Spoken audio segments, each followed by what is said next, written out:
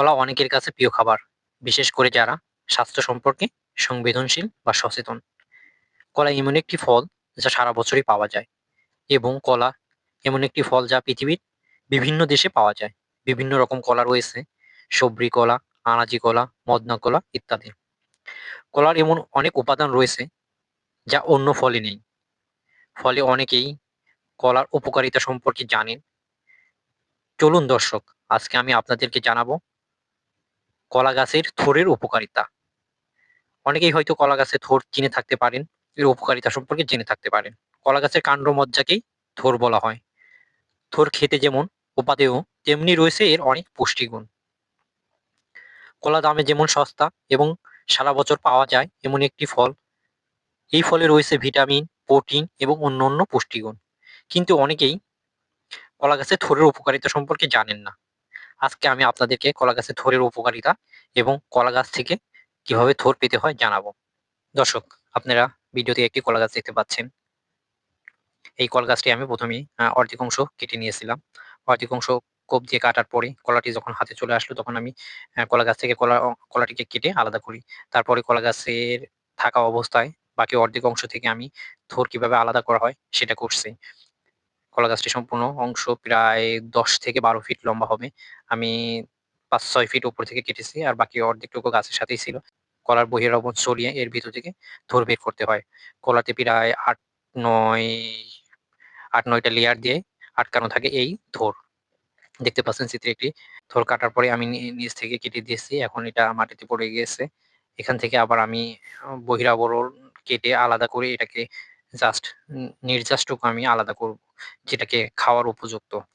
আবার একবারে নির্যাস আলাদা করলে এটা শুকিয়ে যায়। সেজন্য ১ থেকে ২ টা বহিরাবরণ বা লেয়ার রাখতে হয়। যাতে প্রয়োজন মতো সেটা ছড়িয়ে রান্না করে খাওয়া যায়। দেখুন দর্শক, আমি দেখাচ্ছি কিভাবে এই বহিরাবরণটি ছড়াতে হয়। বহিরাবরণটি কাঁচি দিয়ে কেটে তারপরে হাত দিয়ে টান দিলে বহিরাবরণটি আলাদা হয়ে যাবে। এরপরে বহিরাবরণটি ফেলে দিয়ে মাঝখানের অংশ বা শ্বাসকেই সাধারণত থোড় বলা হয়। এটি খাওয়ার জন্য প্রসেস করা হয়। এখন আমি এটাকে থোড় ছড়াচ্ছি কিভাবে, বহিরাবরণটা ছড়াচ্ছি। দেখতে পাচ্ছেন দর্শক, এই বহিরাবরণের ভিতরে এই মাঝের যেটা দেখতে পাচ্ছেন আমার হাতের ভিতরে এটাকেই থোড় বলে। এটা এটাকেই রান্না করে খাওয়া হয়। এটার অনেক পুষ্টিগুণ রয়েছে। দেখতে পাচ্ছেন বিভিন্ন লেয়ার দিয়ে এটা আটকানো থাকে। অ্যা এটা সাধারণত ৮-১০ টি লেয়ার দিয়ে আটকানো থাকে। তবে এটি একবারে বহিরাবরণ ছাড়াইলে পরে এটা নষ্ট হয়ে যেতে পারে। সেজন্য কিছু বহিরাবরণ রেখে দিতে হয়। দেখুন আমি এটাকে বাসায় নিয়ে এসে রেখেছি কেটে টুকরা করে। আর এর ভিতরে বহিরাবরণ দেখা গেছে আমি সম্পূর্ণটুকু ছাড়াই নাই। কারণ সম্পূর্ণটুকু বহিরাবরণ ছাড়াইলে এটা মূল খাদ্য অংশটুকু বের হয়ে যাবে এবং সেটা বাতাসের সংস্পর্শে এসে নষ্ট হয়ে যায়। এজন্য সাধারণত ১ থেকে ২ টা লেয়ার রেখে দিতে হয়। রান্নার আগে ওই লেয়ারটি সরিয়ে মূল অংশটুকু তরকারি হিসেবে ব্যবহার করা হয়। দেখুন বহিরাবরণ সহ বাদাইল বা থোড়। এটাকে কোনো এলাকায় বাদাইল বলে থাকে। চলুন দর্শক, এখন আমি আপনাদেরকে জানিয়ে আসি এই থোড় বা বাদাইলের মূল উপকারিতা সম্পর্কে। কলা গাছের মাঝের অংশকে সাধারণত থোড় বলা হয়। থোড় কলা গাছের কাণ্ডের নরম অংশ যা অনেকগুলো পাতা গুটিয়ে গঠিত হয়। এটি সাদা বা হালকা হলুদ রঙের হয়ে থাকে। তবে অনেক এলাকাতে একে বাদাইলও বলা হয়। ওজন কমাতে থোড়ের উপকারিতা। থোড় বা বাদাইল থাকে প্রচুর পরিমাণে ফাইবার, যার কারণে থোড় খেলে অনেকক্ষণ ক্ষুধা লাগে না। ফলে এটি খেলে পেট ভরা মনে হতে পারে এবং যা আপনার ওজন কমাতে সাহায্য করতে পারে। বিশেষ করে যাদের ওজন অতিরিক্ত তারা এই বাদাইলকে তরকারি হিসেবে খেতে পারেন। ভিটামিন ও মিনারেল।